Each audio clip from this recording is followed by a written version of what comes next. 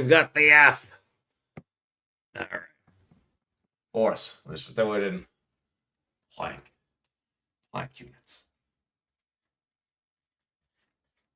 Okay. Why am I doing this? Because they're all ones. They're all ones. So equals mass. All right, so we got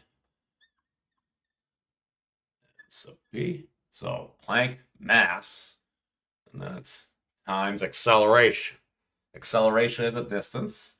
So we got L sub P divided by times square T sub P. So that squared. So we've got that. That equals mass. So the Planck mass times length, Planck length, and that's all over the Planck time squared. T sub P squared. All right. So that's force. So hence Planck force. Yes. All right. So now we need E. We need our energy. All right. So E in Planck units, it's mass times the speed of light squared. Thank you, Einstein. Do I have the E there? Okay. So that would equal, again, Planck mass. Well, it's almost like mass is a pretty important thing. And then that's times, excuse me, force. We need to keep it the way it is. All right. So I got the Planck force. So, okay, I was doing that right. Planck mass, Planck length over Planck time squared. And then the whole power of this is, you don't need to know what those numbers are. And again, the numbers are useful given your unit system, but irregardless of units, I'm able to say irregardless because I'm in the greater Boston area right now. That's times a distance. Now, a distance, if we use the minimal distance, that would be L sub P, the Planck length. Well, this ends up being the Planck mass times the Planck length squared, and then that's all over the Planck time squared. All right, so mass, two derivatives of length, two of time over there. So this equals Planck force. So this would be force Planck. This would be energy Planck. So because if you covered this up, that's mass, the speed of light, squared is the Planck length divided by the Planck time squared. So this is just the speed of light squared times the maximum unit mass equals the maximum unit energy. Now, of course, the sun has a total of a lot more than one Planck energy. It also has the density of, well, about water. Or about 1.42 or 5 or something like that. So it's about 1.5 times the density of water, which I learned from Shiloh. I'm like, oh, that's interesting. Now we need power. What is power? All right. Like, I get our big P here. For those of us that may have watched Home Improvement, more power is always required. Apparently, a lot of these AI, LLM, agential companies require more power that, they're restarting 3 Mile Island. Well, I guess that whole nuclear energy stigma just went up in smoke literally after it's like, wait a second, we need more compute. And thus the cost of 2 sticks of RAM is still like $1,000. Again, hearsay from the internet. But power is energy divided by time. All right. So what happens? We got our energy here, so we're literally just going to rewrite the whole dang thing. So the Planck mass, I know. See? The Planck length. We're going to square that because that's our first part of c squared. Then we've got the Planck time squared. So small t sub p squared. All right. So now we're taking the Planck energy, and now we're going to divide it by a unit of time. We're going to divide it by the Planck time. L sub B. Okay. Beautiful. What happens? So when we multiply, what happens? Well, we went from one thingy of length over here times another thingy of length over here. It's the same thingy. So since it's multiplied, it just goes upstairs too. Now, if we're dividing by a thingy over here, okay, oh, excuse me, that's supposed to be time. Totally got that wrong. Just because I'm looking, I know that's not going to work. So we're dividing it by a unit of time. So that should be Planck time, so small t sub p. So if we're dividing it, that just means it goes downstairs, and that becomes a 3.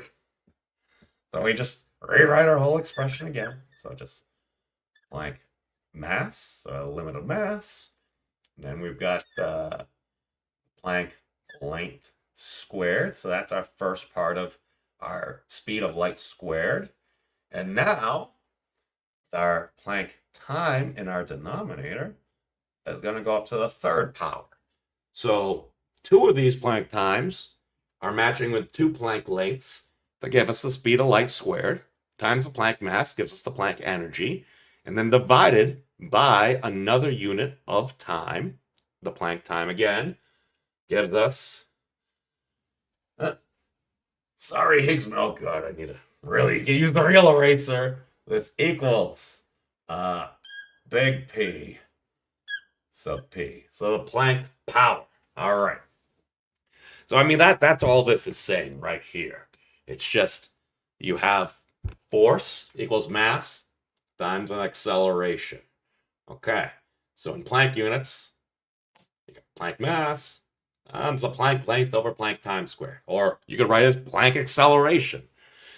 Again, this is the only reason I know how to use this is just because 1, Thad taught me, and 2, Stephen Wolfram had the crazy idea in Wolfram Research actually created Wolfram Alpha so a noob like me could, for free of charge, go around and just play. Just play, look at different ratios, and be like, here's a term I have no idea. Oh, let's go to Wikipedia. It's like, okay, well, this wasn't said. Let's go to the actual source. All right, here's where this equation came from. Was it from the 90s? Was it from the 2000s? Maybe it's from the 50s or something. I mean, we're still using stuff from back then. Why? It's like, that's extremely useful. Newton's gravitational constant of proportionality. It's like mass 1 times mass 2 divided by your r squared. It's like gravitational constant of proportionality helped get us to the moon. Now, there's strong gravitational effect or whatnot, then yeah, you could argue about that. That's fine. But yeah, we get our Planck force right there, our mass times acceleration. We take our force times a distance.